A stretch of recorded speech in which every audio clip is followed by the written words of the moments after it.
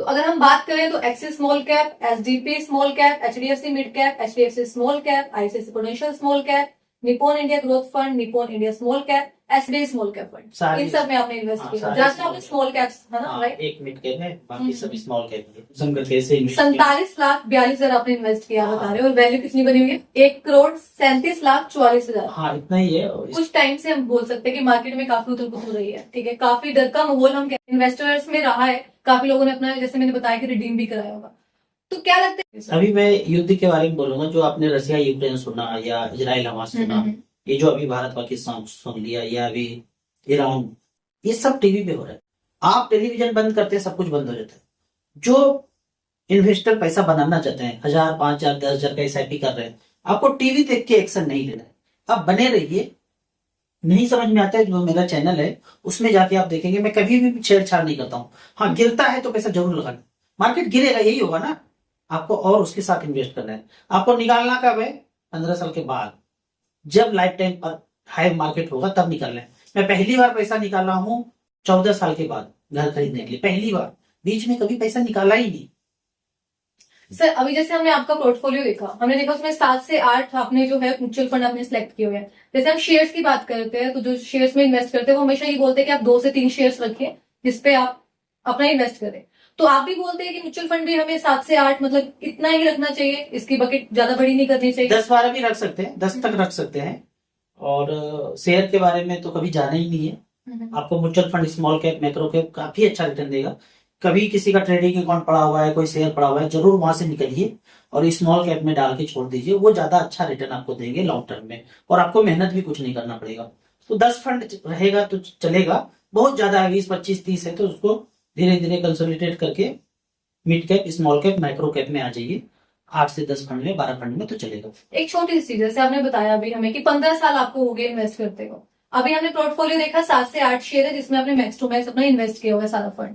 तो कभी बीच में आपको नहीं हुआ कि ये फंड बंद करके ये स्टार्ट कर देता हूँ, या ये मार्केट में नया फंड आ गया, ये एनएफओ आ गया, इसमें स्टार्ट कर देता हूँ? तो ऐसा भी कभी कुछ हुआ या नहीं? नहीं, ऐसा तो कभी नहीं किया कि एनएफओ को आ गया तो कर दो। हाँ, ये जरूर हुआ कि एक समय के बाद अनुभव जब आया कि माइक्रो मल्टी कैप है, बैलेंस फंड है, या लार्ज कैप में पैसा पड़ा हुआ है, तो लंबे समय में स्मॉल कैप ज्यादा अच्छा रिटर्न देंगे। तो धीरे धीरे करके सारा स्मॉल कैप में स्विच कर अच्छा, आपने स्विच करे वो है स्विच जो किया हम है। है। एसआईपी पहले कहीं और था तो इसमें कर दिया। टैक्स सेवर चल रहा था तो उसको बंद करके स्मॉल कैप कर दिया।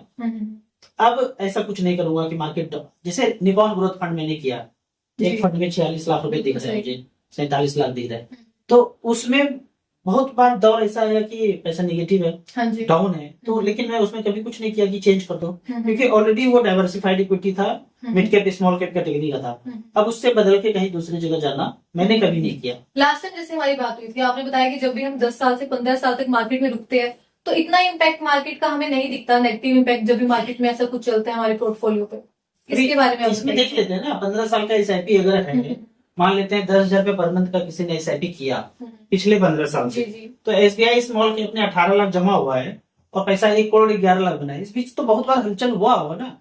वो हलचल कहाँ दिख रहा है यहाँ पे? यहाँ तो आपको पैसा दिख रहा है ना। सबसे बॉटम वाला भी अगर बात करें तो ऐसा नहीं कि हमने टॉप का दिखा दिया।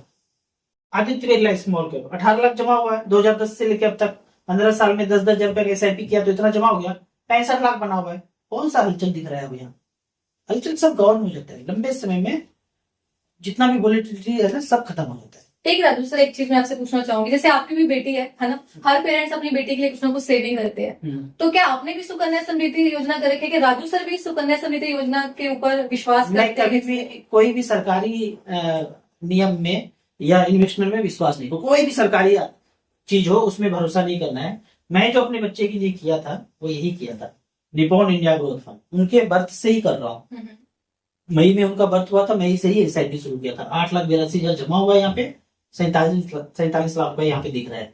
अगर मैं कुछ और करता, मान लेते हैं, ठीक है, कैलकुलेटर पे जाके देखते हैं कि मान लेते हैं कि 3-3 हजार रुपए का एसआईपी में कुछ और करता, सुकन्या समृद्धि जैसे आपने बोला, और 15 साल में 9% के रेट से ज्यादा तो रिटर्न मिलेगा नहीं, तो 11,43,000 बनाए। और यहाँ पे अगर 20% का जो मुझे रिटर्न मिला है वो 20% के रेट से 34 लाख बनता है। तो क्यों जाते हैं लोग सर सुकन्या समृद्धि की तरफ? पता नहीं है, और एडवर्टाइज उसी का होता है। हम्म। अच्छा एक चीज सोचो, सुकन्या समृद्धि में मान लेते हैं 2 लाख करोड़ रुपया आ गया जी। टोटल पैसा पूरे देश से, सब लोगों ने, सारे पेरेंट्स ने सबका अपने मिला बच्चे के। के लिए सुकन्या समृद्धि में पैसा रखा, 2 लाख करोड़ आ गया। राइट। अब वो 2 लाख करोड़ रुपया कहाँ जाए, कहाँ लगाएंगे? वही क्वेश्चन हम इन्वेस्टर्स क्या गंगा में फेंक देंगे, समुद्र में लगा देंगे, मंगल ग्रह में फेंक वो देंगे? भी यही कहीं मार्केट में लगाएंगे। बिल्कुल वो सही। मार्केट में यही, मतलब इसी स्टॉक मार्केट में ही लगेगा। हम्म। तो यहाँ से वो तो 15-16 कमा रहे हैं जो सुकन्या चला रहे हैं, पर लोगों को मिल रहा है 8-9। एक लोगों का आश्वासन है जिसे हम बोल सकते हैं, जिसके बिहाफ पे लोग आई थिंक इन्वेस्ट करते हैं। एसबीआई कीजिए ना, हम्म। एसबीआई स्मॉल कैप जिंदाबाद है। इसका अगर एसबीआई का फंड देखते हैं सिंस इंसेप्शन, जी जी तो एसबीआई लॉन्ग टर्म इक्विटी 93 से शुरू हुआ, जी 10 लाख रुपए वन टाइम इन्वेस्टमेंट का वैल्यू है 4 करोड़ 39 लाख। एसबीआई का सारा फंड है, एसबीआई हेल्थ केयर है, एसबीआई फोकस्ड इक्विटी है, 10 लाख वन टाइम 2004 में लगाया और आज पैसा 3 करोड़ 3.5 करोड़ है। तो ये तो सारे एसबीआई के हैं। भरोसा का बात है तो एसबीआई में लगाइए, एचडीएफसी है, आईसीआईसीआई बैंक वाला म्यूचुअल फंड है उसमें लगाइए। जी। और दूसरा हम बात करते हैं सर, ये तो होगी म्यूचुअल फंड की बात जो हम आपसे हमेशा सीखते ही आए हैं। एक गोल्ड की मैं बात करना चाहूंगी। जैसे गोल्ड का रेट अगर हम बात की जाए तो 1,01,900 रुपए कुछ है, 24 कैरेट की बात की जाए तो गोल्ड का रेट तो बहुत बढ़ रहा है सर। तो क्यों ना मैं गोल्ड ही में ही इन्वेस्ट कर दूं, बढ़ना ही है ना। वो तो एक पुराना ट्रेडिशनल है हमारा सेविंग का, जिसे हम बैक टू बेसिक भी बोल सकते हैं। गोल्ड खरीद सकते हैं, खरीदना चाहिए। तो Physical gold। फिजिकल गोल्ड खरीदना है, और गोल्ड से फिर भी इक्विटी अच्छा खासा रिटर्न देंगे, तो इक्विटी में थोड़ा सा करना चाहिए। डिवर्सिफाई हम कर सकते हैं बिल्कुल कुछ diversify गोल्ड करना में और चाहिए। कुछ। सर हमने बात करी आपसे सुकन्या समृद्धि योजना की। बिल्कुल आपने कहा कि बच्चों के लिए हर पेरेंट्स प्लान करते हैं। अगर आप अपने बच्चों के लिए प्लान करना चाह रहे हैं तो एक एसआईपी जरूर स्टार्ट कीजिए। बेशक आप साइड में सुकन्या समृद्धि योजना करना चाहते हैं, वो आपकी विषय है, बट जो कंपैरिजन हम कर सकते हैं उसमें रिटर्न अच्छी मिल सकती है। यही बात हमने करी। बिल्कुल। अब हम बात करेंगे कि जो हमारे सीनियर सिटीजन कस्टमर है, सीनियर सिटीजन के हमारे खुद के भी पेरेंट्स हैं जो आज नहीं कल तो सीनियर सिटीजन कैटेगरी में जाएंगे, तो उनके लिए हम क्या सेविंग कर सकते हैं ताकि कल को उनका, क्योंकि पेंशन आज के टाइम में नहीं है, किसी टाइम पे कल पुराने टाइम की बात करें तो पेरेंट्स की पेंशन आ रही होती थी, गवर्नमेंट पेंशन कुछ भी आ रही है, ठीक है। तो अब 3-4 हजार रुपए अगर बुढ़ापा पेंशन होती है उससे गुजारा नहीं होता, तो क्या करना चाहिए हमें पेरेंट्स के लिए? अगर या तो पेरेंट्स के पास पैसा हो या अपने पास पैसा हो, जी तो 10 लाख रुपया म्यूचुअल फंड में रख करके वहां से 6,000 रुपये पर मंथ हम ले सकते हैं, ऑप्ट कर सकते हैं। और फंड अगर देखा जाए एसबीआई का बैलेंस फंड जी 10 लाख रखा और 6,000 रुपये पर मंथ, या तो पेरेंट्स का पैसा हो या अपना पैसा लगाया और 6,000 रुपये पेरेंट्स को गांव में भेजने लगे, जी तो SWP सेक्शन है। इसके लिए फंड को अगर देखते हैं, फंड है एसबीआई इक्विटी हाइब्रिड फंड।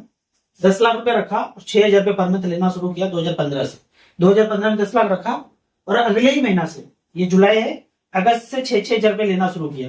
ये 6,000 रुपये SWP सिस्टमेटिक विड्रॉवल प्लान। तो 7,20,000 ले चुके हैं 10 साल में, और बैलेंस जो बचा हुआ है 17,27,000 बचा है। वो 10 लाख बढ़ के 17 लाख भी हो गया और 6,000 रुपये करके 7,20,000 ले भी चुके हैं। उसी तरह दूसरे फंड को अगर देखते हैं, अगर सबसे ऊपर में अगर देखते हैं क्वांट एब्सोल्यूट फंड, 10 लाख रखा, 6,000 रुपये लिया, 7,20,000 खा चुके, जी बैलेंस अगर देखा जाए तो 24 लाख रुपए बचा हुआ। तो डाइवर्सिफाइड करके 10 लाख है 5-5 करके 2 फंड में लगा करके हाइब्रिड इक्विटी बैलेंस इसमें आई थिंक कंडीशन ये होनी चाहिए कि आप 10 इयर्स तक स्टे कर सके। ऐसा ना हो कि आप पेमेंट निकाल रहे हो 2 साल बाद आप अगर विड्रॉल करने आते हैं तो सिंपल सी बात है, आपका प्रिंसिपल आपको माइनस दिखेगा, थोड़ा थोड़ा कम दिखेगा, ऐसा नहीं कम दिखेगा। अगर फंड ने 10% का रिटर्न दिया है और आप 7% के रेट से ही विड्रॉ कर रहे हैं, हाँ, तो कम नहीं दिखेगा। हाँ, साल में अगर रिटर्न 5% का हुआ, मार्केट ने रिटर्न 5% दिया और आपने पैसा ज्यादा निकाला तो रिटर्न कम दिखेगा। लेकिन मार्केट 10%, 12%, 13% रिटर्न दिया तो आप तो 7% के रेट से ही ले रहे हैं। 72, 7.2, 10 लाख में 6,000, तो 12 से मल्टीप्लाई करेंगे 6 तो 72 आता है। तो 7.2 के रेट से आप पैसा ले रहे हैं, तो 7.2 से ऊपर अगर रिटर्न मार्केट देता है तो आपका पैसा निगेटिव कभी नहीं होगा। मैं आपसे ये पूछना चाहूंगी, हमने एसआईपी करनी है डिसाइड हो गया, फंड्स में एयूएम कैसे हम पूरा देखें? क्या कोई फंड पुराना चल रहा है? जैसे आपने मुझे 7-8 फंड बताए, क्या उठा के उसमें इन्वेस्ट कर दूं एयूएम कुछ भी मत देखो? एयूएम जरूर देखना है, सबसे ज्यादा जरूरी है कि एयूएम ही देखना है। आप StarSIP में जाएंगे और यहाँ पे एयूएम का सेक्शन है, किस कैटेगरी में स्मॉल कैप है, तो सबसे ज्यादा एयूएम निपॉन में है 63,000 करोड़। उसके बाद HDFC 34,000 करोड़, 34,000 करोड़। तो ऐसा नहीं कि 100 करोड़, 500 करोड़, 1,000 करोड़ नहीं करना है। उसके सामने अगर 10,000 करोड़ 20,000 करोड़ का ईएमआई तो उसमें जरूर करना चाहिए, इसमें भले ये ही क्वेश्चन है सर, जैसे अब मान लो इसने 24,944 करोड़ का एयूएम है, किसी टाइम पे इसने भी एनओएफओ स्टार्ट किया होगा, उस टाइम तो एयूएम कम ही होगा ऑफ कोर्स। हाँ बिल्कुल 15 साल पहले कम था, लेकिन आज तो हमारे पास ऑप्शन है ना। आपके शहर में एक रेस्टोरेंट खुलता है तो आप जाते हैं, खाते हैं, कहते हैं अरे ये अच्छा नहीं था, फिर दूसरे रेस्टोरेंट में जाते हैं, पर 10 साल के बाद पता चल जाता है कि कौन सा रेस्टोरेंट अच्छा है, फिर आप वहीं जाते हैं। एक एक्सपीरियंस फंड है ये, तो उसके पता है ना, अब तो हमारे पास ऑप्शन है। हम्म। और नए फंड में जाना नहीं चाहिए। मैं कभी नहीं बोलता हूँ कि एनएफओ में पैसा लगाइए, सेक्टोरियल फंड से बचना है, बिल्कुल भी नहीं करना है। स्मॉल कैप अच्छा कैटेगरी है, जिसका ईएम बहुत ज्यादा है उसमें आप पैसा लगाइए, ज्यादा जो है आपको मतलब रिटर्न अच्छा खासा बनेगा और ज्यादा बचेड़े नहीं पड़ेंगे, तो ठीक ठाक रिटर्न, फंड मैनेजर अच्छे होंगे, ईएम अच्छा होगा तो फंड भी अच्छा है, ज्यादा नंबर ऑफ इन्वेस्टर वहां पे ज्यादा है, एक्सपेंस रेशियो कम है, बहुत सारा अल्फा बीटा सब आ जाता है। एचडीएफसी मिड कैप हो गया ये, तो 5,28,000 यहाँ जमा किया हूँ और इसका वैल्यू जो है अभी दिख रहा है 25,99,000। इस पे मैंने 10 लाख का लोन भी लिया है, अच्छा, लोन अगेंस्ट म्यूचुअल फंड। इस पे भी हम बात करेंगे सर। आपने बताया कि आपने जैसे म्यूचुअल फंड आपका चल रहा था निपोन के ऊपर, आई थिंक आपने बताया कि आपने लोन लिया, तो वो आप बताइए कि कैसे हम म्यूचुअल फंड के ऊपर लोन ले सकते हैं? कुछ हमने सेविंग कर ली, कुछ इमरजेंसी ऐसी आगे में फंड की रिक्वायरमेंट है? वैसे तो मैं कभी नहीं बोलता हूँ कि लोन लेना चाहिए, लेकिन लोन एक स्थिति में ले सकते हैं कि आपको निहायत ही जरूरी है और आपका म्यूचुअल फंड में पैसा पड़ा हुआ है और मार्केट डाउन है। ओके, अगर तो पैसा बढ़ा हुआ है, जैसे अभी मुझे पैसे की जरूरत पड़ेगा, तो कोई लोन वोन लेने की जरूरत नहीं, सीधा रिडीम करो, खर्चा करो। लाइफ टाइम हाई जब इस तरह से मार्केट हो ना, मार्केट जब ऐसे हो, यहाँ पे रिक्वायरमेंट अगर आ रहा है, यहाँ पे रिक्वायरमेंट, तो सेल करना है और अपना रिक्वायरमेंट पूरा करना है। लेकिन मार्केट यहाँ पे गिरा हुआ हो और उस स्थिति में 10-20 लाख रुपए चाहिए और पैसा पड़ा हुआ है, उस स्थिति में हम यहाँ पे बॉटम में अगर मार्केट है 20% 25% डाउन है, तो लोन अगेंस्ट 4-5 महीना पहले लिया तो मार्केट डाउन था, तो मैंने 10 लाख लोन लिया, वो यूनिट तो मेरा पड़ा हुआ है और मैं 10,40,000 टोटल पे करूंगा, तो वो पे कर रहा हूँ ईएमआई के थ्रू। लेकिन वो पैसा फिर से बढ़ गया, एचडीएफसी मिड कैप अपॉर्चुनिटी जो प्लेज किया था वो फिर से बढ़ गया। अगर मैं वहां उस समय बेचता तो 10 लाख की जगह मुझे 12 लाख का यूनिट बेचना पड़ता। बिल्कुल सही। पर अभी जो मुझे टोटल देना पड़ रहा है 10,40,000 ही देना पड़ रहा है। तो इस तरह से जब मार्केट डाउन हो, जरूरत हो, तब तो लोन लीजिए, और जब मार्केट हाई हो तो सीधा म्यूचुअल फंड बेचिए और रिक्वायरमेंट को पूरा तो कीजिए। ऑनलाइन ही हम उससे अप्लाई कर सकते हैं? ऑनलाइन कर सकते हैं, ऑनलाइन कर सकते हैं, बिल्कुल कर सकते हैं ऑनलाइन। तो कुछ परसेंटेज रहता होगा कि इतना लोन है, इतने परसेंट का आप लोन आधा समझ लीजिए, अगर आपके पास 10 लाख है तो 5 लाख मिल जाएगा, 1 करोड़ है तो 50 लाख मिल जाएगा। रेट ऑफ इंटरेस्ट आपने क्या बताया? 10 लाख लिया तो मुझे 40,000 पे एक्स्ट्रा पड़ा। कितने टाइम? 6 महीने में। 6 महीने में। हाँ, ओके, मतलब 12% का है, मिला जुला के देखेंगे तो ऐसे ही आएगा, 10-40 10-50 ऐसे ही आएगा। मतलब मेन बात ये है कि आपको कुछ इमरजेंसी ऐसी है तो आपको अपनी सेविंग जो है उसे ब्रेक करने की जरूरत नहीं पड़ेगी, आप अपना ऐसा फिर से मैं वही बोला, इमरजेंसी कितना भी हो, अगर मार्केट हाई हो तो बेच के यूज करना है, फिर पैसे जमा हो ही जाएगा। और डाउन हो, ज्यादा डाउन हो, ये नहीं कि 5-6% डाउन है तो लोन ले लिया, तो भी बेच देना है। और ज्यादा डाउन है, 20% 25% डाउन है मार्केट, तो उस समय यूनिट नहीं बेचना चाहिए। सर ये बात होगी कि इन्वेस्टमेंट की, काफी सारे ऐसे इन्वेस्टर्स हैं जो नए हैं मार्केट में, फर्स्ट टाइम इन्वेस्ट कर रहे हैं, तो प्रॉब्लम काफी आती है केवाईसी की, कि केवाईसी नहीं है हमारी, कैसे करें? तो उनको कैसे, क्या एएमसी जाके वो अपनी केवाईसी रजिस्टर कराएं या कुछ ऑनलाइन ऐप है हमारे पास जिसके थ्रू हम केवाईसी करवा सकते हैं? सब कुछ ऑनलाइन होता नहीं है, तो एक बार तो सबमिट करना पड़ेगा, ओके, फिजिकल डॉक्यूमेंट सबमिट करना पड़ेगा। जब शादी ब्याह करने जाते हैं तो सब कुछ ऑनलाइन तो देखते नहीं है, एक बार फिजिकल जाके भी देखते हैं ना लड़का लड़की आपस में, तो वैसे ही एक बार फिजिकल डॉक्यूमेंट सबमिट करना पड़ेगा केवाईसी के लिए। ये वन टाइम कर दिया, उसके बाद आप ऑनलाइन करते रहिए। जैसे कि आपने जब इन्वेस्टमेंट करी होगी, आई थिंक उस टाइम इन्वेस्टमेंट की इतनी नॉलेज मार्केट में थी भी नहीं, आपने 10 साल पहले किया होगा, उस टाइम इतना एजुकेशन सिस्टम भी अच्छा नहीं था मेरे हिसाब से मार्केट को लेकर, ठीक है? आज के टाइम पे काफी अच्छा है, तो आपको क्या लगता है कि आने वाले टाइम में और अच्छी मार्केट रिटर्न बना के दे सकते हैं, क्योंकि लोग काफी ज्यादा एजुकेट हो रहे हैं, इसमें इन्वेस्ट कर रहे हैं? लोग एक दूसरे से देख करके ही कर रहे हैं, हमें देख के काफी लोग इन्वेस्ट कर रहे हैं। आप कर रहे हैं इन्वेस्टमेंट तो आप अपने 5 दोस्तों को बताएंगे, तो इस तरह से अवेयरनेस बढ़ रहा है, एडवर्टाइज भी हो रहा है।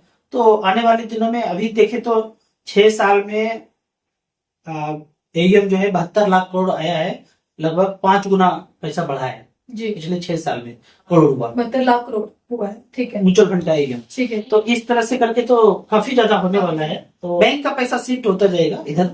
बैंक जो 300 लाख करोड़ का अभी है, वो धीरे धीरे सारा पैसा इधर आता जाएगा, क्योंकि बैंक इंश्योरेंस, सुकन्या योजना, पोस्ट ऑफिस, ये सबसे पैसा निकल करके अब तो म्यूचुअल रेट फंड भी में कट ऑफ हो गया सर, एफडी में भी रेट ऑफ इंटरेस्ट उतना नहीं रहा अगर हम बात करें तो। अब तो आई थिंक लोग मार्केट की तरफ ही ज्यादा जाएंगे। आएंगे, वही जो धीरे धीरे समझ के आएंगे। और हमारी जितनी करोड़ आबादी है, जितना मैंने स्टडी किया, उसका सिर्फ 5 to 10% ही है जो इसमें इन्वेस्ट कर रहे हैं। अभी थोड़ा सा बढ़ गया है, 15% हो गया। 15% हो गया, तो कितनी आबादी हमारी बाकी। Okay, alright sir, thank you so much, आपने काफी अच्छी इन्फॉर्मेशन हमारे व्यूअर्स को दी है। कुछ क्वेश्चन हो तो आप कमेंट कर सकते हैं, बाकी राजू सर का चैनल है स्टार 6, उस पर जाके आप और ज्यादा जानकारी ले सकते हैं। Thank you so much sir. Thank you so much.